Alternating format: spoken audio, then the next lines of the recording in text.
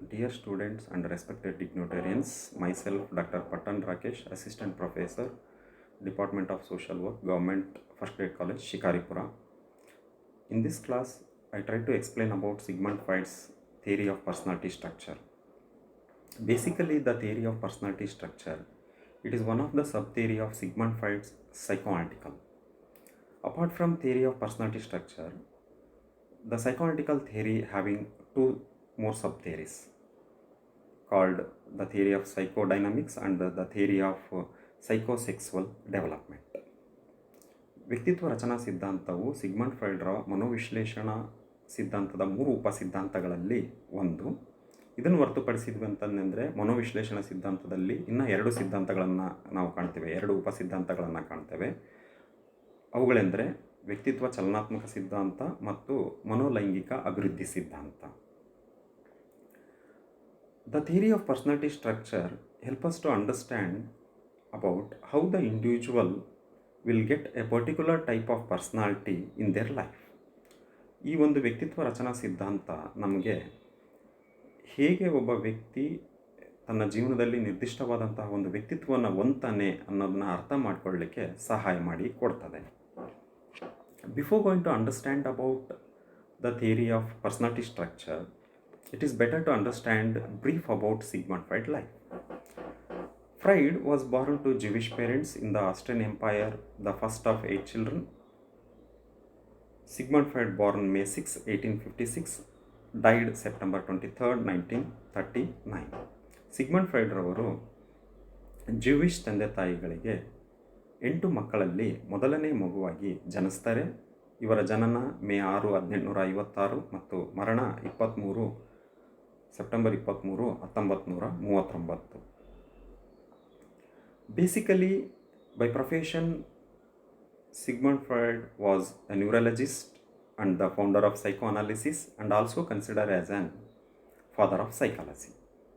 ಮೂಲತವಾಗಿ Sigmund Freud ಅವರು ವೃತ್ತಿಯಲ್ಲಿ ಒಬ್ಬ ನರರೋಗ ತಜ್ಞರಾಗಿದ್ದರು, ಮನೋವಿಶ್ಲೇಷಣಾ ಪಂಥದ ಜನಕ ಹಾಗೂ ಮನಃಶಾಸ್ತ್ರದ ಪಿತಾಮಹ ಅಂತಲೂ ಕೂಡ ಗುರುತಿಸಲ್ಪಟ್ಟಿರ್ತಕ್ಕಂತಹ ವ್ಯಕ್ತಿ. Freud may be justly be called the most influential intellectual legislator of his age. Sigmund ಫ್ರಾಯ್ಡ್ರವರು ತಮ್ಮ ಒಂದು ಕಾಲಘಟ್ಟದಲ್ಲಿ ಅತ್ಯಂತ ಪ್ರಮುಖವಾದಂತಹ ಒಬ್ಬ ತತ್ವಜ್ಞಾನಿ ಅಂತಂದು ಗುರುತಿಸಲ್ಪಟ್ಟಿದ್ದಾರೆ. The main reason for this opinion is Sigmund Freud research and books. Now we will discuss about Sigmund Freud's research and books. In the year of 1900, Sigmund Freud wrote book about interpretation of dreams. 1900ರಲ್ಲಿ Sigmund ಫ್ರಾಯ್ಡ್ರವರು ಕನಸಿನ ಅರ್ಥ ವಿವರಣೆ ಅಂತಕ್ಕಂತಹ ಕೃತಿಯನ್ನು ರಚಿಸ್ತಾರೆ. ಈ ಕೃತಿಯಲ್ಲಿ Sigmund ಫ್ರಾಯ್ಡ್ರವರು ಮುಖ್ಯವಾಗಿ ಮನುಷ್ಯನ ಕನಸುಗಳು ಹೇಗೆ ಬೀಳುತ್ತವೆ, ಕನಸಿನ ಹಿನ್ನೆಲೆ ಏನು, ಒಂದು ನಿರ್ದಿಷ್ಟವಾದ ಕನಸಿಗೆ ಕಾರಣಗಳೇನು ಅಂತಕ್ಕಂಥ ಅಂಶಗಳ ಬಗ್ಗೆ ಚರ್ಚೆಯನ್ನು ಮಾಡ್ತಾರೆ. Then in the year of 1901, Sigmund Freud wrote about psychopathology of everyday life. In this book, Sigmund Freud discussed about the speech disorders of the individual and also discussed about Freudian sleep. Psychopathology of everyday life ಅಂತಕ್ಕಂತಹ ಕೃತಿಯಲ್ಲಿ Sigmund ಫ್ರಾಯ್ಡ್ರವರು ಮನುಷ್ಯನ walk ದೋಷಗಳ ಬಗ್ಗೆ discussion ಮಾಡ್ತಾರೆ. ಅದಲ್ಲದೆ ಫ್ರೈಡಿಯನ್ slip ಅಂತಕ್ಕಂತಹ ಒಂದು ಹೊಸ ಪರಿಕಲ್ಪನೆಯನ್ನು ಕೂಡ ಜಗತ್ತಿಗೆ ನೀಡ್ತಾರೆ. ಇನ್ the year of 1905, Sigmund Freud profound a most controversial theory called psychosexual development. It is considered as a controversial theory because of his views about sexuality and its development in individual. In this theory, Sigmund Freud found 5 stages of individual sexual development. The first stage is called oral stage, second one is anal stage, third one is phallic stage, fourth one is latency, and fifth one is genetic stage. 1905ರಲ್ಲಿ Sigmund ಫ್ರಾಯ್ಡ್ರವರು ಅತ್ಯಂತ ಗೊಂದಲಕಾರಿಯಾಗಿರ್ತಕ್ಕಂತಹ ಒಂದು ಸಿದ್ಧಾಂತವನ್ನು ಪ್ರಚುರಪಡಿಸ್ತಾರೆ. ಅದು ಗೊಂದಲಕಾರಿ ಆಗಿರ್ತಕ್ಕಂಥ ಸಿದ್ಧಾಂತ ಅಂತಂದು ನಾವು ಏಕೆ ಕರಿತೀವಿ ಅಂತಂದರೆ, ಮನುಷ್ಯನ ಜೀವನದಲ್ಲಿ ಲೈಂಗಿಕತೆ ಹೇಗೆ ಅಭಿವೃದ್ಧಿ ಆಗುತ್ತದೆ ಅನ್ನೋದ್ರ ಬಗ್ಗೆ ಸಿಗ್ಮಂಡ್ ಫ್ರಾಯ್ಡ್ರವರ ದೃಷ್ಟಿಕೋನಗಳು, ಅವರ ಒಂದು ಸಂಶೋಧನಾ ಅಂಶಗಳು ಏನಿದ್ವಲ್ಲ ಅವು ಅತ್ಯಂತ ಗೊಂದಲಕಾರಿಯಾಗಿದ್ದವು. ಅದಕ್ಕೋಸ್ಕರ ನಾವು ಆ ಒಂದು ಸಿದ್ಧಾಂತವನ್ನು ನಾವು ಗೊಂದಲಮಯವಾಗಿರ್ತಕ್ಕಂಥ ಸಿದ್ಧಾಂತ, ಕಾಂಟ್ರವರ್ಷಿಯಲ್ ಥಿಯರಿ ಅಂತಂದು ಕರೀತೇವೆ. ಆ ಥಿಯರಿಯನ್ನು ಕನ್ನಡದಲ್ಲಿ ನಾವು ಲೈಂಗಿಕ ಅಭಿವೃದ್ಧಿ ಸಿದ್ಧಾಂತ ಅಂತಂದು ಕರೀತೇವೆ. ಈ ಒಂದು ಸಿದ್ಧಾಂತದಲ್ಲಿ ಸಿಗ್ಮಂಡ್ ಫ್ರಾಯ್ಡ್ರವರು ಮನುಷ್ಯನ ಜೀವನದಲ್ಲಿ ಅಭಿವೃದ್ಧಿಯಾಗ್ತಕ್ಕಂತಹ ಲೈಂಗಿಕತೆಯನ್ನು 5 ಹಂತಗಳಲ್ಲಿ ಗುರುತಿಸಲ್ಪಟ್ಟಿದ್ದಾರೆ. ಅದನ್ನು ನಾವು ಮೊದಲನೇದು ಬಾಯಿ ಹಂತ, ಎರಡನೇದು ಗುದ ಹಂತ, ಮೂರನೇದು ಶಿಶ್ನ ಹಂತ, ನಾಲ್ಕನೇದು ಸೂಕ್ತ ಹಂತ, 5ನೇದು ಜನನೇಂದ್ರಿಯ ಹಂತ ಅಂತಂದು ಗುರುತಿಸಲ್ಪಟ್ಟಿದ್ದಾರೆ. And in the year of 1906 Sigmund Freud started psychoanalytical school. 1906ರಲ್ಲಿ ಸಿಗ್ಮಂಡ್ ಫ್ರಾಯ್ಡ್ರವರು ಮನೋವಿಶ್ಲೇಷಣಾ ಪಂಥವನ್ನು ಪ್ರಾರಂಭಿಸ್ತಾರೆ. ಈ ಒಂದು ಶಾಲೆಯಲ್ಲಿ ಸಿಗ್ಮಂಡ್ ಫ್ರಾಯ್ಡ್ರವರು ತಮ್ಮ ಇನ್ನುಳಿದ ಸಮಾನ ಆಸಕ್ತರನ್ನು ಒಟ್ಟುಗೂಡಿಸಿಕೊಂಡು ಸೈಕೋಆರ್ಟಿಕಲ್ ಕಾನ್ಸೆಪ್ಟನ್ನು, ಮನೋವಿಶ್ಲೇಷಣಾ ಪರಿಕಲ್ಪನೆಯನ್ನು ಅಭಿವೃದ್ಧಿಪಡಿಸಲಿಕ್ಕೆ ಪ್ರಯತ್ನವನ್ನು ಪಡ್ತಾರೆ. Due to his controversial views on sexuality, Sigmund Freud faced so many problems in his life. ಅವರ ಒಂದು ಕಾಂಟ್ರವರ್ಷಿಯಲ್ ವ್ಯೂಸ್ಲಿದ್ದ ಸಿಗ್ಮಂಡ್ ಫ್ರಾಯ್ಡ್ರವರು ಹಲವಾರು ಸಮಸ್ಯೆಗಳಿಗೆ ಗುರಿಯಾಗ್ತಾರೆ. ಸೊ ಸಂಪ್ರದಾಯಸ್ಥ ಮನಸ್ಥಿತಿ ಇರ್ತಕ್ಕಂಥ ಜನರ ಕೆಂಗಣ್ಣಿಗೆ ಗುರಿಯಾಗಿರ್ತಕ್ಕಂತಹ ಸಿಗ್ಮಂಡ್ ಫ್ರಾಯ್ಡ್ರವರು ಹಲವಾರು ಕಷ್ಟಗಳನ್ನು ತಮ್ಮ ಜೀವನದಲ್ಲಿ ಅನುಭವಿಸ್ಬೇಕಾಗ್ತದೆ. ಹಲವಾರು ಲೇಖಕರು ತಮ್ಮ ಕೃತಿಯಲ್ಲಿ ಗುರುತಿಸಲ್ಪಟ್ಟಂತೆ ಒಂದೇ ವರ್ಷದಲ್ಲಿ ಸಿಗ್ಮಂಡ್ ಫ್ರಾಯ್ಡ್ರವರು 30 ಕ್ಯಾನ್ಸರ್ ರೋಗಕ್ಕೆ ಸಂಬಂಧಪಟ್ಟಿರ್ತಕ್ಕಂಥ ಶಸ್ತ್ರಚಿಕಿತ್ಸೆಗೆ ಒಳಪಡಬೇಕಾಗ್ತದೆ ಅಂತಂದು ಕೂಡ ಅಭಿಪ್ರಾಯವನ್ನು ವ್ಯಕ್ತಪಡಿಸ್ತಾರೆ. ಇದಕ್ಕೆ ಮುಖ್ಯ ಕಾರಣ ಅವರ ಒಂದು ಜೀವನ ಶೈಲಿ, ಅವರ ಒಂದು ಅಧ್ಯಯನ ಮತ್ತು ಅವರ ಮೇಲೆ ಬಂದಿರತಕ್ಕಂಥ ಕಾಂಟ್ರವರ್ಸಿ ಅವರ ಜೀವನ ಶೈಲಿಯಲ್ಲಿ ಹಲವಾರು ಹವ್ಯಾಸಗಳಿಗೆ ಕಾರಣ ಆಗ್ತದೆ. ಅದರಿಂದ ಹೊರಗೆ ಬರಲಿಕ್ಕೆ ಅವರು ಆ ಒಂದು ಹವ್ಯಾಸಗಳಲ್ಲಿ ತಲ್ಲೀನರಾಗಿ ಕ್ಯಾನ್ಸರ್ ರೋಗಕ್ಕೆ ಬಲಿಯಾಗ್ತಾರೆ. ಆ ಕ್ಯಾನ್ಸರ್ ರೋಗ ಒಂದೇ ವರ್ಷದಲ್ಲಿ 30 ಶಸ್ತ್ರಚಿಕಿತ್ಸೆಗಳಿಗೆ ಒಳಪಡ್ತಾರೆ ಅಂದರೆ ಅದರ ಒಂದು ತೀವ್ರತೆಯನ್ನು ನಾವಿಲ್ಲಿ ಅರ್ಥ ಮಾಡಿಕೊಳ್ಬೇಕಾಗ್ತದೆ.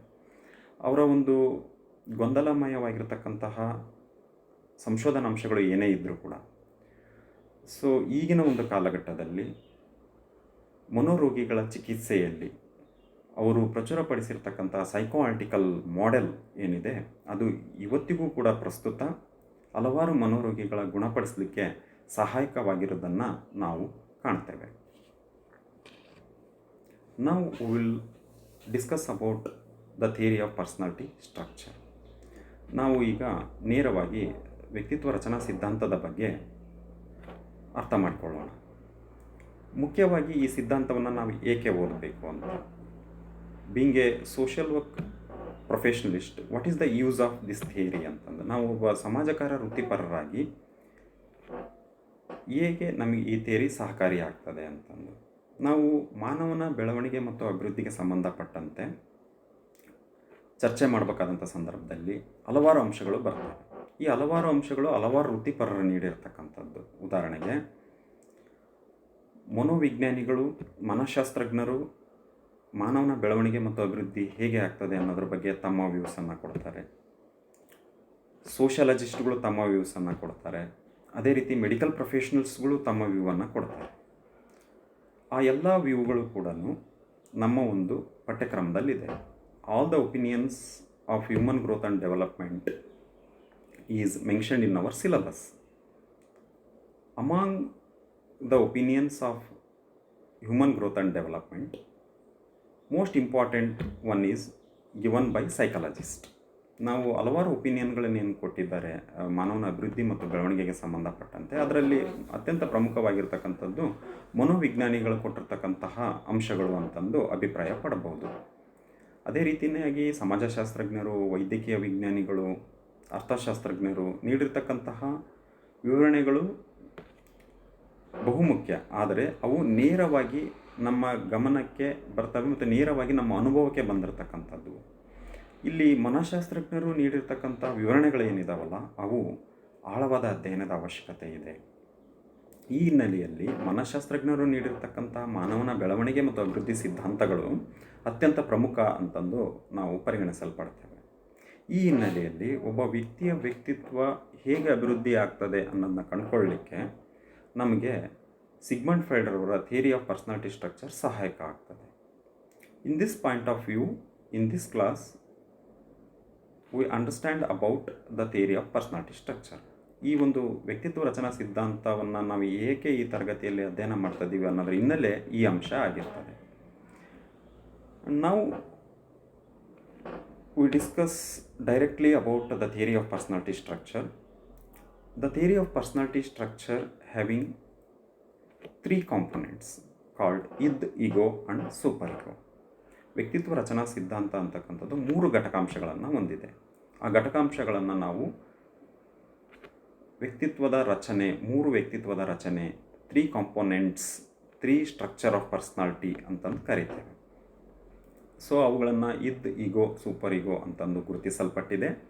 ಇಲ್ಲಿ ಈಗೋ ಅಂತಕ್ಕಂತಹ ಏನು ಪರಿಭಾಷೆ ಬಳಕೆಯಾಗಿದೆ ಅದು ಆಂಗ್ಲ ಭಾಷೆಯಲ್ಲಿ ತನ್ನದೇ ಆದಂತಹ ಒಂದು ವಿಭಿನ್ನವಾದಂತಹ ಒಂದು ಅರ್ಥವನ್ನು ಹೊಂದಿದೆ. ಆದರೆ ಇಲ್ಲಿ ಮನಃಶಾಸ್ತ್ರದ ಪರಿಭಾಷೆಯಲ್ಲಿ ಈಗೋ ಅಂತಕ್ಕಂಥದ್ದು ಬೇರೆಯ ಅರ್ಥವನ್ನು ಹೊಂದುತ್ತದೆ. ಅದನ್ನು ನಾವು ಮುಂದಿನ ವಿವರಣೆಯಲ್ಲಿ ತಿಳ್ಕೊಳ್ಳೋಣ. ಇಲ್ಲಿ ಮುಖ್ಯವಾಗಿ the theory of personality structure deals with the 3 components of individual personality called id, ego and superego. And according to Sigmund Freud, the individual will get a particular type of personality on the basis of the interaction between these 3 personality components. Sigmund Freud ಅವರ ಪ್ರಕಾರ ಈ 3 ವ್ಯಕ್ತಿತ್ವದ ಘಟಕಾಂಶಗಳು ಏನಿದ್ದಾವೆ ಇವುಗಳ ನಡುವೆ ನಡೀತಕ್ಕಂತಹ ಸಂಭಾಷಣೆ ಏನಿದೆ, ಇವುಗಳ ನಡುವೆ ನಡೀತಕ್ಕಂತಹ ಒಂದರ್ಥದಲ್ಲಿ ಘರ್ಷಣೆ ಏನಿದೆ, ಈ ಘರ್ಷಣೆ ಮತ್ತು ಸಂಭಾಷಣೆಯ ಆಧಾರದ ಮೇಲೇ ಒಬ್ಬ ವ್ಯಕ್ತಿಯ ವ್ಯಕ್ತಿತ್ವ ಅಂತಕ್ಕಂಥದ್ದು ರಚನೆ ಆಗ್ತದೆ ಅಂತಂದು ಸಿಗ್ಮಂಡ್ ಫ್ರಾಯ್ಡ್ ಅವರು ಅಭಿಪ್ರಾಯವನ್ನು ಪಡ್ತಾರೆ. ಸೊ ಈ ಹಿನ್ನೆಲೆಯಲ್ಲಿ ವ್ಯಕ್ತಿತ್ವ ರಚನಾ ಸಿದ್ಧಾಂತದ ಮೊದಲನೇ ವ್ಯಕ್ತಿತ್ವದ ರಚನೆಯಾಗಿರ್ತಕ್ಕಂಥ ಇದ್ ಬಗ್ಗೆ ನೋಡೋದಾಯಿತು ಅಂತಂದರೆ, id is considered as a raw instinct of every individual, and also it is a most primitive structure of individual personality. ನಾವು ಇದನ್ನು ಒಂದು ರಾ ಇನ್ಸ್ಟಿಂಕ್ಟ್ ಅಂದರೆ ಕಚ್ಚಾ ಮನಸ್ಥಿತಿ, ಕಚ್ಚಾ ವ್ಯಕ್ತಿತ್ವದ ರಚನೆ ಅಂತಂದು ಕರೀತೇವೆ. What is the reason is very clear that id is always try to concentrate on to satisfy his or her desires. It always concentrate on my desire should be satisfied. At the same time, while satisfying his or her desire, the id personality do not consider on the rules and regulations of the society, about social norms, about legal norms of the society. What is the intention of the id? My desire should be satisfied first, whatever may be.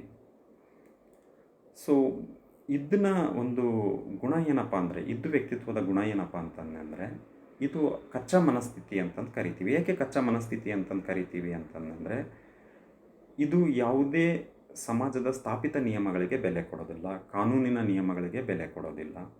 ಇದರ ಮುಖ್ಯ ಉದ್ದೇಶ ಏನಪ್ಪ ಅಂದರೆ ನನ್ನ ಆಸೆಗಳು, ಬಯಕೆಗಳು ಈಡೇರಬೇಕು. ಆ ಈಡೇರಿಸಿಕೊಳ್ಳುವಂತಹ ಸಂದರ್ಭದಲ್ಲಿ ಸಾಮಾಜಿಕ ನಿಯಮಗಳು ಏನು ಹೇಳ್ತವೆ, ಕಾನೂನುಗಳು ಏನು ಹೇಳ್ತವೆ ಅದರ ಬಗ್ಗೆ ಗಮನವನ್ನು ಕೊಡೋದಿಲ್ಲ. ಅದಕ್ಕೋಸ್ಕರ ಸೈಕಾಲಜಿಸ್ಟ್ಗಳು ಏನನ್ನು ಅಭಿಪ್ರಾಯ ಪಡ್ತಾರಂದರೆ, the baby is all about id, the baby's personality is consider as an id ಅಂತ. ಅಂದರೆ ಮಗುವಿನ ಮನಸ್ಸು ಅಥವಾ ಮಗುವಿನ ವ್ಯಕ್ತಿತ್ವ ಅದು ಇದ್ದಾಗಿರ್ತದೆ ಅಂತಂದು ಹೇಳ್ತಾರೆ. ಏಕೆ ಅಂತಂದರೆ,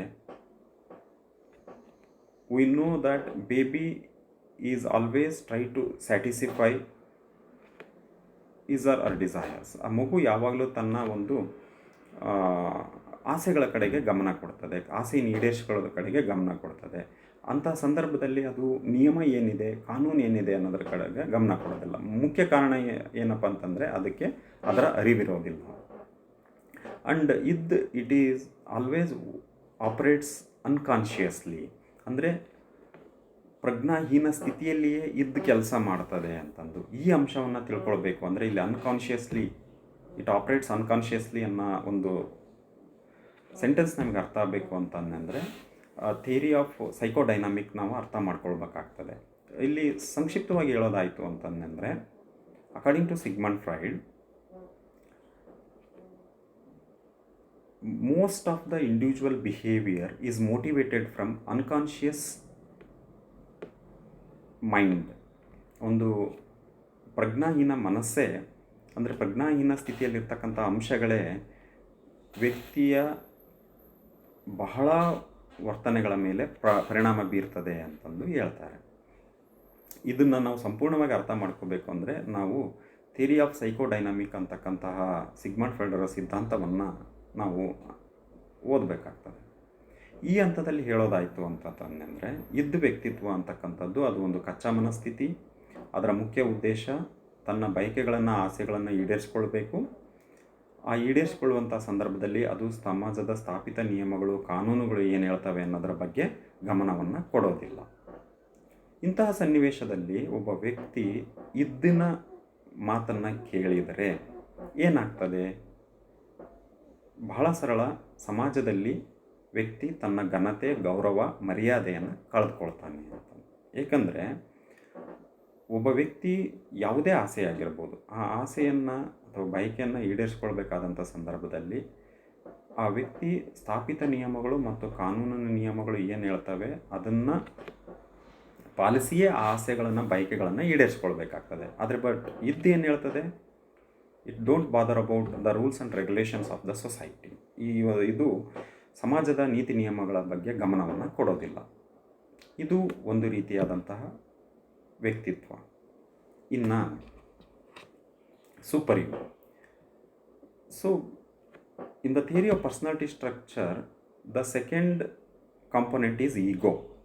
But before going to understand about ego, first we will discuss about super ego. ಈ ವ್ಯಕ್ತಿತ್ವ ರಚನೆ ಸಿದ್ಧಾಂತದ ಎರಡನೇ ಒಂದು ವ್ಯಕ್ತಿತ್ವ ರಚನೆ ಅಥವಾ ಘಟಕಾಂಶ ಅಂದರೆ ನಾವು ಈಗೋ ಅಂತಂದು ಪರಿಗಣಿಸಿದ್ದೇವೆ. ಆದರೆ ಈಗೋವನ್ನು ಅರ್ಥ ಮಾಡಿಕೊಳ್ಳೋಕೆ ಮುಂಚಿತವಾಗಿ, ಅಂದರೆ ಅಹಮನ್ನು ಅರ್ಥ ಮಾಡಿಕೊಳ್ಳೋಕೆ ಮುಂಚಿತವಾಗಿ ಸೂಪರ್ ಈಗೋ ಬಗ್ಗೆ ತಿಳ್ಕೊಳ್ಳೋಣ. ಏಕೆಂದರೆ ಈಗೋ ನಮಗೆ ಅರ್ಥ ಆಗಬೇಕು ಅಂತಂದರೆ ಸೂಪರ್ ಈಗೋನ ಮೊದಲು ನಾವು ತಿಳ್ಕೊಳ್ಬೇಕಾಗ್ತದೆ. ಇಲ್ಲಿ ಈಗೋ, ಅಹಂ ಅಂತ ಕನ್ನಡದಲ್ಲಿ ಏನು ಹೇಳ್ತಾ ಇದ್ದೀವಲ್ಲ, ಇದರ ಆಡುಭಾಷೆಯ ಅರ್ಥನೇ ಬೇರೆ ಇದೆ ಮತ್ತು ಮನಃಶಾಸ್ತ್ರದ ದೃಷ್ಟಿಯಲ್ಲಿ ಈಗೋ, ಅಹಂ ಅದರ ಅರ್ಥನೇ ಬೇರೆ ಇದೆ. ಅದನ್ನು ನಾವೀಗ ತಿಳ್ಕೊಳ್ಳೋಣ. ಇಲ್ಲಿ super ego is concern with social rules and morals. ಈಗ ನಾವು ಹಿಂದೆ ಇದ್ದ ಬಗ್ಗೆ ಚರ್ಚೆ ಮಾಡಬೇಕಾದಂಥ ಸಂದರ್ಭದಲ್ಲಿ ಏನು ಅಂತ ಹೇಳ್ತೀವಿ? At the time of satisfying his or her desires, it don't bother about social rules and morals. But what about superego? It always concerned with social rules and morals instead of satisfying his or her desires. Super ego ನಾವು ನೋಡೋದಾಯ್ತು ಅಂದರೆ ಮೊದಲನೇದೇ ನಾವೇನು ಹೇಳ್ತಾ ಇದ್ದೀವಿ ಅಂದರೆ, ಇದು ಯಾವಾಗಲೂ ಕೂಡ ಸಮಾಜದ ನಿಯಮಗಳು, ನೈತಿಕ ನಿಯಮಗಳು, ಕಾನೂನಿನ ನಿಯಮಗಳು ಏನಿದ್ದಾವೆ ಅದರಗಳ ಬಗ್ಗೆನೇ ಗಮನವನ್ನು ಕೊಡ್ತದೆ. ಆದರೆ ನಾವು ಇದನ್ನು ಚರ್ಚೆ ಮಾಡಬೇಕಾದ ಸಂದರ್ಭದಲ್ಲಿ ಏನು ಹೇಳಿದ್ವಿ? ಯಾವುದೇ ಕಾರಣಕ್ಕೂ ಕೂಡ ಅದು ನೀತಿ ನಿಯಮಗಳು ಏನು ಹೇಳ್ತಾವೆ ಅದರ ಬಗ್ಗೆ ಗಮನ ಕೊಡೋದಿಲ್ಲ. ಅದು ನನ್ನ ಆಸೆ ಈಡೇರಬೇಕಷ್ಟೇ ಅಂತಕ್ಕಂಥ ಒಂದು ವ್ಯಕ್ತಿತ್ವದ ರಚನೆ ಆಗಿದೆ, ಅಥವಾ ಒಂದು ವ್ಯಕ್ತಿತ್ವದ ಒಂದು ರೂಪ ಆಗಿದೆ ಅಂತಂದು ನಾವು ಕಂಡುಕೊಳ್ತೇವೆ.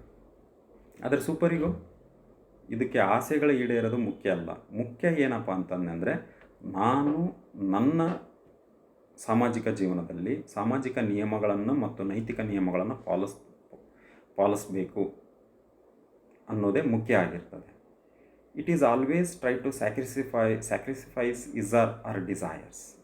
ಇದು ತನ್ನ ಆಸೆ ಆಕಾಂಕ್ಷೆಗಳನ್ನು ತ್ಯಾಗ ಮಾಡಿಬಿಡ್ತದೆ. ಸ್ಯಾಟಿಸ್ಫ್ಯಾಕ್ಷನ್ ಆಗಲೇಬೇಕಂತದೆ. ಆದರೆ ಸೂಪರ್ ಈಗೋ ತ್ಯಾಗ ಮಾಡ್ತದೆ, ಆಸೆ ಆಕಾಂಕ್ಷೆಗಳು ಈಡೇರಿಸ್ಕೊಳ್ಳೋಕೆ ಹೋಗೋದಿಲ್ಲ. What is the reason?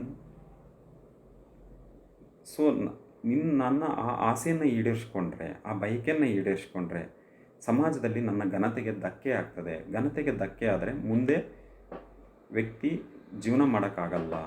ಅದರಲ್ಲಿ ವ್ಯಕ್ತಿ ಅಂತಂದರೆ ಆ ಸೂಪರ್ ಈಗೋ ವ್ಯಕ್ತಿತ್ವ ಹೊಂದಿರತಕ್ಕಂಥ ವ್ಯಕ್ತಿ ಆಲೋಚನೆ ಮಾಡೋ ರೀತಿ ಈ ರೀತಿಯಾಗಿರ್ತದೆ. ಏನಂದರೆ, ಆ ಆಸೆಯನ್ನು ನಾನು ಈಡೇರಿಸ್ಕೊಂಡ್ರೆ ಸಮಾಜದಲ್ಲಿ ನನ್ನ ಘನತೆ ಹೋಗ್ತದೆ, ಗೌರವ ಹೋಗ್ತದೆ. ಅದಕ್ಕೋಸ್ಕರ ನಾನು ಆಸೆಯನ್ನು ಈಡೇರಿಸ್ಕೊಳ್ಳಲ್ಲ ಅಂತಂದರೆ ತ್ಯಾಗ ಮನೋಭಾವನೆಯನ್ನು ತೋರಿಸ್ತದೆ. The superego personality always concentrate on to maintain the respect in the society. ಸಮಾಜದಲ್ಲಿ ಒಂದು ಗೌರವವನ್ನು ಕಾಪಾಡಿಕೊಳ್ಳಲಿಕ್ಕೆ ಇಚ್ಛೆ ಪಡ್ತದೆ ಸೂಪರ್ ಈಗೋ ವ್ಯಕ್ತಿತ್ವ. ಯಾವ ವ್ಯಕ್ತಿಯಲ್ಲಿ ಸೂಪರ್ ಈಗೋ ವ್ಯಕ್ತಿತ್ವ ಅತಿಯಾಗಿರ್ತದೋ ಆ ವ್ಯಕ್ತಿ ಯಾವಾಗಲೂ ಸಮಾಜದ ನಿಯಮಗಳು, ನೈತಿಕ ನಿಯಮಗಳ ಬಗ್ಗೆ ಆಲೋಚನೆ ಮಾಡ್ತಾನೆ, ಆಸೆಗಳ ಬಗ್ಗೆ ತಲೆ ಕೆಡಿಸ್ಕೊಳ್ಳದೆ ಅವನ ತ್ಯಾಗ ಮಾಡ್ತಾನೆ ಮತ್ತು ಸಮಾಜದಲ್ಲಿ ಗೌರವವನ್ನು ಕಾಪಾಡಿಕೊಳ್ಳಲಿಕ್ಕೆ ಪ್ರಯತ್ನವನ್ನು ಪಡ್ತಾನೆ. Instead of getting satisfaction from his R desires, it advocate for moral behaviour. ಈ ಸೂಪರ್ ಈಗೋ ವ್ಯಕ್ತಿತ್ವ ಹೊಂದಿರತಕ್ಕಂಥ ವ್ಯಕ್ತಿ ಯಾವಾಗಲೂ ತನ್ನ ಆಸೆಗಳನ್ನು ಈಡೇರಿಸಿಕೊಳ್ಳೋ ಬದಲಾಗಿ ತನ್ನ ಜೀವನದಲ್ಲಿ ನೈತಿಕ ವರ್ತನೆಯನ್ನು ಅಥವಾ ನೈತಿಕ ವರ್ತನೆಯ ಬಗ್ಗೆ ಅತ್ಯಂತ ಗಮನವನ್ನು ಕೊಡ್ತಾನೆ. ಸೊ ಇದಿಷ್ಟು ಕೂಡ ಸೂಪರ್ ಈಗೋ ಒಂದು ವ್ಯಕ್ತಿತ್ವದ ಸಂಕ್ಷಿಪ್ತ ಲಕ್ಷಣಗಳು. ಸೊ ಈಗ in this situation now discussed about the id personality and also discussed about super ego personality. ನಾವೀಗ ಇದ್ದ ಪರ್ಸ್ನಾಲಿಟಿ ಮತ್ತು ಸೂಪರ್ ಈಗೋ ಪರ್ಸ್ನಾಲಿಟಿ, ಇದ್ದ ವ್ಯಕ್ತಿತ್ವ ಮತ್ತು ಅತಿ ಅಹಂನ ವ್ಯಕ್ತಿತ್ವದ ಬಗ್ಗೆ ಚರ್ಚೆ ಮಾಡಿದ್ವಿ. ಸೊ ಇನ್ ದಿಸ್ ಸಿಚುವೇಶನ್, ಈ ಒಂದು ಸಂದರ್ಭದಲ್ಲಿ, ಈ ಒಂದು ಸನ್ನಿವೇಶದಲ್ಲಿ ಒಬ್ಬ ವ್ಯಕ್ತಿಯಲ್ಲಿ ಗೊಂದಲಗಳು ಶುರುವಾಗ್ತವೆ. ಯಾವ ರೀತಿ ಅಂದರೆ, ಒಬ್ಬ ವ್ಯಕ್ತಿ ತನ್ನ ಜೀವನದಲ್ಲಿ ಒಂದು ನಿರ್ದಿಷ್ಟವಾದ ಸನ್ನಿವೇಶದಲ್ಲಿ ಒಂದು ವಿಷಯದ ಬಗ್ಗೆ, ಒಂದು ಅಂಶದ ಬಗ್ಗೆ ತನ್ನ ಬಯಕೆಯನ್ನು, ಆಸೆಯನ್ನು ವ್ಯಕ್ತಪಡಿಸ್ತಾನೆ. ಅಲ್ಲಿ ಬಯಕೆಯನ್ನು, ಆಸೆಯನ್ನು ವ್ಯಕ್ತಪಡಿಸಿದ್ದಾನೆ ಅಂತಂದರೆ ಅದರ ಅರ್ಥ ಏನು? ಆ ಸಂದರ್ಭದಲ್ಲಿ ಆ ವ್ಯಕ್ತಿಯಲ್ಲಿ ಇದ್ದ ವ್ಯಕ್ತಿತ್ವ ಪ್ರಬಲವಾಗಿದೆ. ಅದೇ ಸಂದರ್ಭದಲ್ಲಿ ಆ ಆಸೆಯನ್ನು, ಬಯಕೆಯನ್ನು ಈಡೇರಿಸಿಕೊಂಡ್ರೆ ಸಮಾಜದಲ್ಲಿ ನನ್ನ ಘನತೆ, ಗೌರವ ಕಮ್ಮಿ ಆಗ್ತದೆ, ನನ್ನ ಮರ್ಯಾದೆ ಹೋಗ್ತದೆ, ಸಮಾಜದಲ್ಲಿ ಮುಂದೆ ನಾನು ಗೌರವದಿಂದ ಜೀವನವನ್ನು ನಡೆಸಲಿಕ್ಕಾಗಲ್ಲ ಅಂತ ಆಲೋಚನೆ ಮಾಡ್ತಾನೆ. ಇದಕ್ಕೆ ಮುಖ್ಯ ಕಾರಣ ಆ ವ್ಯಕ್ತಿಯಲ್ಲಿರ್ತಕ್ಕಂಥ ಸೂಪರ್ ಈಗೋ ವ್ಯಕ್ತಿತ್ವ, ಅತಿ ಅಹಮನ ವ್ಯಕ್ತಿತ್ವ. So in this situation, in an individual there is a direct conflict between id and super ego. ಇಂತಹ ಸನ್ನಿವೇಶದಲ್ಲಿ ಆ ವ್ಯಕ್ತಿಯಲ್ಲಿ ಏನು ಆಗ್ತಾ ಇದೆ? ಇದ್ದು ಮತ್ತು ಸೂಪರ್ ಈಗೋ ನಡುವೆ ಘರ್ಷಣೆ ಏರ್ಪಟ್ಟಿದೆ. ಇದ್ದೇ ವ್ಯಕ್ತಿತ್ವ ಹೇಳ್ತಾ ಇದೆ, ಹೋಗೋ ಆ ಆಸೆಯನ್ನು ಈಡೇರಿಸ್ಕೊ. ಸೂಪರ್ ಈಗೋ ವ್ಯಕ್ತಿತ್ವ ಹೇಳ್ತಾ ಇದೆ, ಬೇಡ, ಆ ಆಸೆಯನ್ನು ಈಡೇರಿಸ್ಕೊಂಡ್ರೆ ಸಮಾಜದಲ್ಲಿ ನಿನ್ನ ಘನತೆ, ಗೌರವ ಕಡಿಮೆ ಆಗ್ತದೆ. ಸೊ ಆದ ಕಾರಣ ಆ ಆಸೆ ಮತ್ತು ಬಯಕೆಯನ್ನು ತ್ಯಾಗ ಮಾಡುವಂಥದ್ದು ಸೂಪರ್ ಈಗೋ ಹೇಳ್ತದೆ. ಇಂತಹ ಸಂದರ್ಭದಲ್ಲಿ ಆ ವ್ಯಕ್ತಿಯಲ್ಲಿ ಏನು ಸಂಭವಿಸ್ತಾ ಇದೆ ಆ ಒಂದು ನಿರ್ದಿಷ್ಟ ಸನ್ನಿವೇಶದಲ್ಲಿ ಅಂದರೆ, ಇದ್ದು ಮತ್ತು ಸೂಪರ್ ಈಗೋಗಳ ನಡುವೆ ನೇರವಾಗಿ ಘರ್ಷಣೆ ಸಂಭವಿಸ್ತಾ ಇದೆ. ಇಂತಹ ಸಂದರ್ಭದಲ್ಲಿ ಈ ಘರ್ಷಣೆಯಲ್ಲಿ ಇಫ್ ಇದ್ ವಿನ್ಸ್, ಏನಾದರೂ ಇದ್ ಗೆಲ್ತು ಅಂದರೆ ಏನಾಗ್ತದೆ? ಸಾಮಾನ್ಯವಾಗಿ ಆ ವ್ಯಕ್ತಿಯ ಆಸೆ ಆಕಾಂಕ್ಷೆಗಳು ಈಡೇರ್ತವೆ. ಆದರೆ ಸಮಾಜದಲ್ಲಿ ಆ ವ್ಯಕ್ತಿಯ ಆಸೆಯನ್ನು ಈಡೇರಿಸಿಕೊಳ್ಬೇಕಾದಂಥ ಸಂದರ್ಭದಲ್ಲಿ ಯಾವುದೇ ಸ್ಥಾಪಿತ ನಿಯಮಗಳು ಮತ್ತು ಕಾನೂನುಗಳ ಬಗ್ಗೆ ಪರಿಜ್ಞಾನ ಇರೋದಿಲ್ಲ. ಅಂತಹ ಸಂದರ್ಭದಲ್ಲಿ ತನ್ನ ಘನತೆ, ಗೌರವವನ್ನು ಕಳೆದುಕೊಳ್ಬೇಕಾಗ್ತದೆ. In case if super ego wins, ಆ ವ್ಯಕ್ತಿಯಲ್ಲಿ ಸೂಪರ್ ಈಗೋ ಆ ಸಂದರ್ಭದಲ್ಲಿ ಪ್ರಬಲ ಆಯಿತು ಅಂತಂದರೆ ಏನು ಸಂಭವಿಸ್ತದೆ? ಆ ವ್ಯಕ್ತಿ ಆ ಆಸೆಗಳನ್ನು ಈಡೇರಿಸ್ಕೊಳ್ಳಿಕ್ಕಾಗೋದಿಲ್ಲ. ಆದರೆ ಗೌರವ ಉಳಿದಿರ್ತದೆ, ನಿರಾಶಾಭಾವ ಇರ್ತದೆ, ನಿರಾಶೆ ಇರ್ತದೆ. ಯಾಕೆಂತಂದರೆ ಆಸೆಗಳನ್ನು ಈಡೇರಿಸ್ಕೊಂಡಿರೋದಿಲ್ಲ. ಸೊ ಇವೆರಡೂ ಕೂಡ ಇನ್ ಫ್ಯೂಚರ್, ಭವಿಷ್ಯದಲ್ಲಿ ವ್ಯಕ್ತಿಯ ಒಂದು ವರ್ತನೆಯಲ್ಲಿ ನಕಾರಾತ್ಮಕ ಪರಿಣಾಮವನ್ನು ಉಂಟು ಮಾಡುತ್ತವೆ. ಇವು ಎರಡೂ ಕೂಡ ಮುಂದೆ ಭವಿಷ್ಯದಲ್ಲಿ ನಕಾರಾತ್ಮಕತೆಯನ್ನು ಉಂಟು ಮಾಡ್ತವೆ. ಇದು ನಮಗೆ ಈ ಸಾಲ ಅರ್ಥ ಆಗಬೇಕಂದ್ರೆ ನಮಗೆ ವ್ಯಕ್ತಿತ್ವ ಚಲನಾತ್ಮಕ ಸಿದ್ಧಾಂತವನ್ನು ಅರ್ಥ ಮಾಡ್ಕೊಳ್ಬೇಕಾಗ್ತದೆ. ಅದನ್ನು ಮುಂದಿನ ತರಗತಿಯಲ್ಲಿ ಡಿಸ್ಕಷನ್ ಮಾಡೋಣ. ಈ ತರಗತಿಯಲ್ಲಿ ನಾವು ಸಂಕ್ಷಿಪ್ತವಾಗಿ ಹೇಳೋದಾಯಿತು ಅಂತಂದರೆ, ಇದನ್ನ ರೀತಿ ನಾವು ವರ್ತಿಸಿ ಆಸೆಯನ್ನು ಈಡೇರಿಸಿಕೊಂಡ್ರೆ ಸಮಾಜದಲ್ಲಿ ಘನತೆ, ಗೌರವ ಕಳ್ಕೊಳ್ಬೇಕಾಗ್ತದೆ. ಅದು ಮುಂದೆ ನಮ್ಮ ಜೀವನದಲ್ಲಿ ನಕಾರಾತ್ಮಕ ಪರಿಣಾಮವನ್ನು ಬೀರುತ್ತದೆ.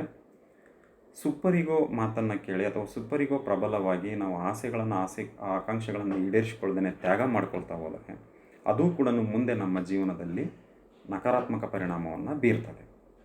ಇಂತಹ ಸಂದರ್ಭದಲ್ಲಿ ನಾವು ಸಮಾಜದಲ್ಲಿ ಸಾಮಾನ್ಯರ ರೀತಿಯಲ್ಲಿ ನಮ್ಮ ಘನತೆ, ಗೌರವವನ್ನು ಕಾಪಾಡಿಕೊಂಡು ನಮ್ಮ ಆಸೆ ಆಕಾಂಕ್ಷೆಗಳನ್ನು ಈಡೇರಿಸಿಕೊಂಡು ಜೀವನ ಮಾಡಬೇಕು ಅಂತಂದರೆ ಈಗೋ ವ್ಯಕ್ತಿತ್ವವನ್ನು ತೋರ್ಪಡಿಸ್ಬೇಕಾಗ್ತದೆ, ಅಥವಾ ನಮ್ಮಲ್ಲಿ ಈಗೋ ವ್ಯಕ್ತಿತ್ವ ಪ್ರಬಲ ಆಗಬೇಕಾಗ್ತದೆ. ಏನಂಗಂದ್ರೆ ಈ ಈಗೋ ವ್ಯಕ್ತಿತ್ವ, the personality structure called ego it try to compromise between id and super ego. ಈ ಈಗೋದ ಕೆಲಸ ಏನಪ್ಪ ಅಂತಂದರೆ, ಇದ್ರ ಕೆಲಸ ಯಾವಾಗಲೂ ಇದ್ ಮತ್ತು ಸೂಪರ್ ಈಗೋ ಈ ಎರಡೂ ವ್ಯಕ್ತಿತ್ವದ ರಚನೆ ಅಥವಾ ವ್ಯಕ್ತಿತ್ವದ ಘಟಕಗಳ ನಡುವೆ ಒಂದು ಹೊಂದಾಣಿಕೆಯನ್ನು ತರ್ತಕ್ಕಂಥ ಪ್ರಯತ್ನವನ್ನು ಮಾಡ್ತದೆ. It advise both id and super ego to satisfy desire according to socially acceptable manner. So the personality structure called ego, the personality component called ego always advise both id and super ego to satisfy desire according to socially acceptable manner. ಸಮಾಜ Oppo ರೀತಿಯಲ್ಲಿ ಆಸೆಯನ್ನು ಈಡೇರಿಸ್ಕೋ ಅಂತಕ್ಕಂಥ ಒಂದು ಸಲಹೆಯನ್ನು ಇದ್ಗೆ ನೀಡ್ತದೆ. ಆ ಸಲಹೆ super ಈಗೋಗೂ ಕೂಡ ಒಪ್ಪಿಗೆ ಆಗ್ತದೆ. ಏಕೆ ಅಂತಂದರೆ, ಸಮಾಜ ಒಪ್ಪೋ ರೀತಿಯಲ್ಲಿ ವ್ಯಕ್ತಿ ತನ್ನ ಆಸೆ ಆಕಾಂಕ್ಷೆಗಳನ್ನು ಈಡೇರಿಸ್ಕೊಂಡ್ರೆ ಸೂಪರ್ ಈಗೋಗೆ ಬೇಕಾಗಿರ್ತಕ್ಕಂಥ ಆತ್ಮಗೌರವಕ್ಕೆ ಧಕ್ಕೆ ಆಗೋದಿಲ್ಲ.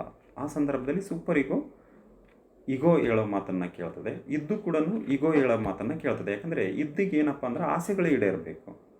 ಓಕೆ, ಆಸೆಗಳನ್ನು ಈಡೇರಿಸ್ಕೋ, ಆದರೆ ಸಮಾಜ ಒಪ್ಪೋ ರೀತಿಯಲ್ಲಿ ಈಡೇರಿಸ್ಕೋ ಅಂತಕ್ಕಂಥ ಒಂದು ಸಲಹೆಯನ್ನು ಈಗೋ ಏನು ನೀಡ್ತದೆ, ಅದನ್ನೇನಾದರೂ ಇದ್ದು ಪಾಲಿಸ್ತು ಅಂತ ಅಂದರೆ, ಇದ್ದು ವ್ಯಕ್ತಿತ್ವ ಪಾಲಿಸ್ತು ಅಂತಂದರೆ ಅದು ಆ ವ್ಯಕ್ತಿಯಲ್ಲಿರ್ತಕ್ಕಂಥ ಸೂಪರ್ ಈಗೋ ವ್ಯಕ್ತಿತ್ವಕ್ಕೆ ಯಾವುದೇ ತೊಂದರೆಯನ್ನು ಅಥವಾ ಘಾಸಿಯನ್ನು ಮಾಡೋದಿಲ್ಲ.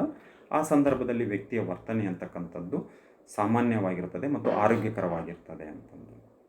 With the compromise of ego, human personality will structure according to the expectation of the society.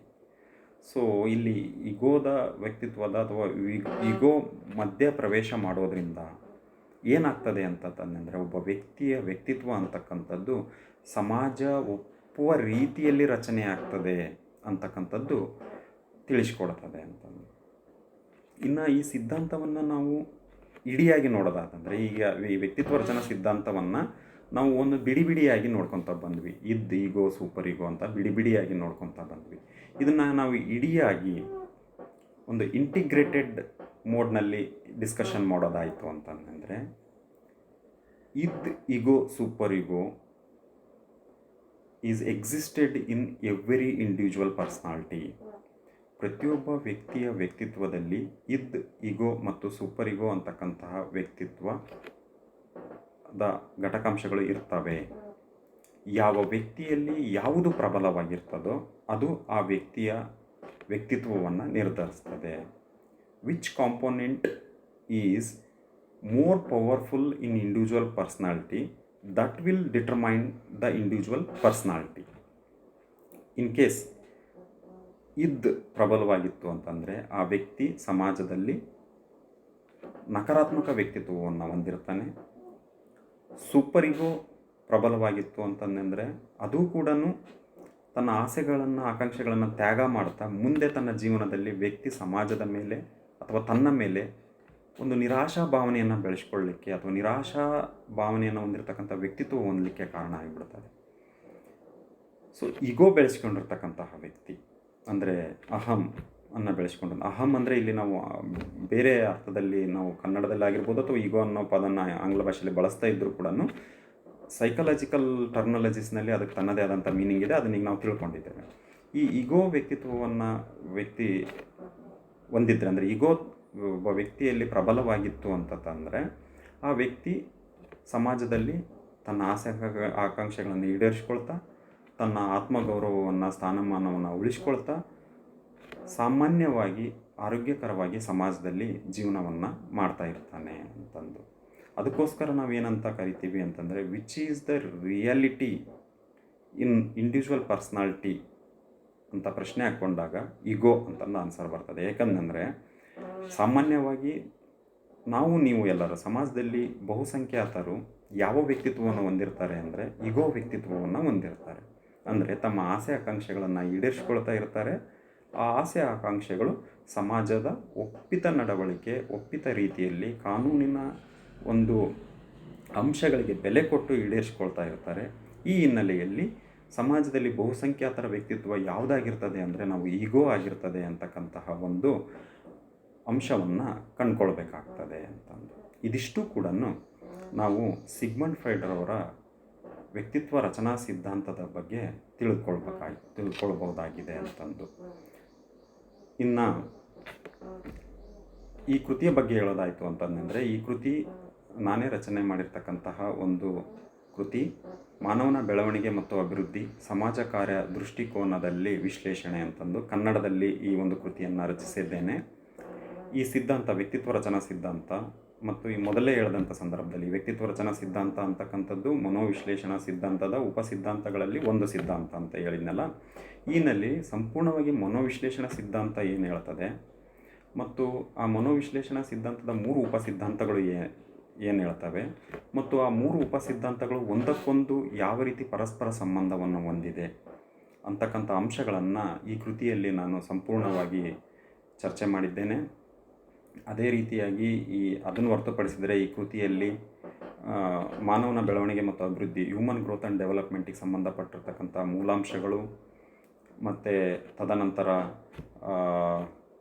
ಜನನ ಪೂರ್ವ ಮತ್ತು ಜನನ ನಂತರದ ಸ್ಥಿತಿಗತಿಗಳು, ಅಂದರೆ ಪ್ರಿನೆಟಲ್ ಆ್ಯಂಡ್ ಪೋಸ್ಟ್ನೆಟಲ್ ಸ್ಟೇಜಸ್ ಆಫ್ ಇಂಡಿವಿಜುವಲ್, ಅದಾದ ನಂತರ ಸೈಕಾಲಜಿಕಲ್ ಥಿಯರೀಸ್, ಮನೋ ಸಿದ್ಧಾಂತಗಳು and basic fundamentals of psychological issues of the individuals, ವ್ಯಕ್ತಿಗಳ ಹಲವಾರು ಮಾನಸಿಕ ಪರಿಕಲ್ಪನೆಗಳ ಬಗ್ಗೆ ಮತ್ತು ಸಮಾಜ ಕಾರ್ಯಕರ್ತರಿಗೆ ಹೇಗೆ ಈ ಒಂದು ಮನಃಶಾಸ್ತ್ರ ಸಹಾಯಕ ಆಗ್ತದೆ ತಮ್ಮ ವೃತ್ತಿಯನ್ನು ನಿರ್ವಹಿಸಲಿಕ್ಕೆ ಅಂತಕ್ಕಂಥ ಹಲವಾರು ಅಂಶಗಳನ್ನು ಈ ಒಂದು ಕೃತಿಯಲ್ಲಿ ನಾನು ರಚಿಸಿದ್ದೇನೆ. ಈ ಪ್ರಸ್ತುತವಾಗಿ ನಾನು ವಿವರಣೆ ನೀಡಿರ್ತಕ್ಕಂತಹ ವ್ಯಕ್ತಿತ್ವ ರಚನಾ ಸಿದ್ಧಾಂತದ ಬಗ್ಗೆ ಆಗಲಿ ಅಥವಾ ಮನೋವಿಶ್ಲೇಷಣಾ ಸಿದ್ಧಾಂತದ ಬಗ್ಗೆ ಆಗಲಿ ಅಥವಾ ಮಾನವನ ಬೆಳವಣಿಗೆ ಮತ್ತು ಅಭಿವೃದ್ಧಿಗೆ ಸಂಬಂಧಪಟ್ಟಿರ್ತಕ್ಕಂತಹ ಅಂಶಗಳನ್ನು ಸಮಾಜ ದೃಷ್ಟಿಕೋನದ ಹಿನ್ನೆಲೆಯಲ್ಲಿ ನೋಡೋದಾದರೆ ಈ ಕೃತಿಯನ್ನು ನೀವು ಹೆಚ್ಚಿನ ಓದಿಗಾಗಿ ಬಳಸ್ಕೊಳ್ಬೋದು ಅಂತ ತಿಳಿಸ್ತಾ ತಮ್ಮೆಲ್ಲರಿಗೂ ಕೂಡ ಧನ್ಯವಾದಗಳನ್ನು ಅರ್ಪಿಸ್ತಾ ಇದ್ದೇನೆ. ವಂದನೆಗಳು.